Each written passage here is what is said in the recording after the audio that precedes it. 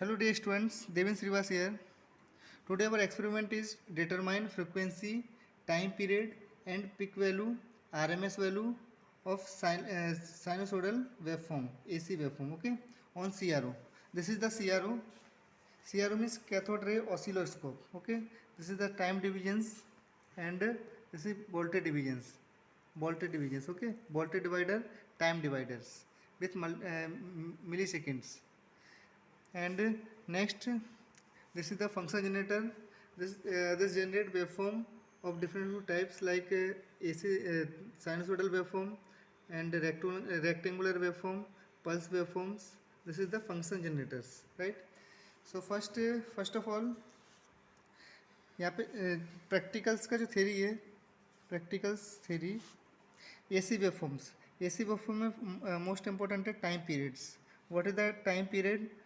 Time taken in second while alternating quantity to complete one cycle is called time periods. That is generated by t seconds. Okay, t per seconds. This is the time period one, means one cycle completed for in 1 seconds. This is the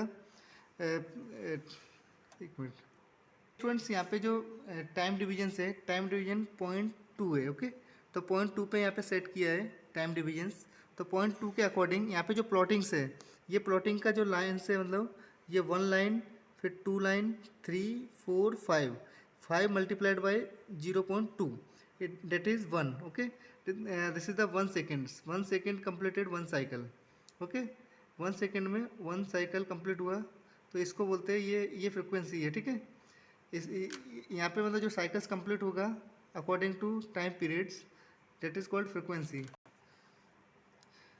The number of cycle completed in 1 second is called frequency. That is denoted by frequency f. Okay, f this is the unit of frequency, hertz. This formula f equal to 1 upon t. This is the formula of frequency. How to find out frequency? 1 upon t, right? Dear students, this is the input frequency, 1 kilohertz frequency. Okay, and how to measure in output? What is the frequency range? That it is the output waveforms. Okay, ये output waveform है. तो output waveform में हम लोग क्या करेंगे, यहाँ पे फाइंड आउट करेंगे. सपोज मल्टीप्लाइड यहाँ पे क्या है, ये 0.2 मिली सेकेंड्स. ओके, 0.2 मिली सेकेंड्स पे यहाँ पे 9 है टाइम डिवीजन्स का.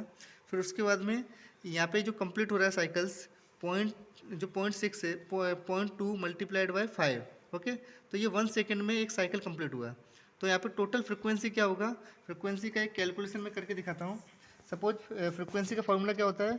1 upon T, 1 upon time T. Okay, तो यहाँ पे टाइम टी मतलब टी हम लोग ना फाइंड आउट कैसे करेंगे? 0.2, this is the time division. Okay, into milliseconds में था तो 10⁻³ इनटू प्लॉटिंग कितना था? 5.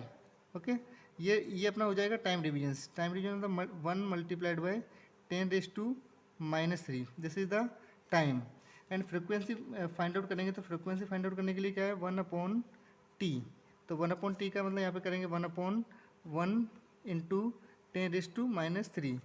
तो इसको अगर यहाँ पे ये जो -3 है यहाँ पे जाएगा तो 1 इंटू 10⁻³. ओके, ये मतलब ये आएगा यहाँ पे. ओके, तो इसका जो फ्रिक्वेंसी का ये क्या है? हर्ट्स में आया है.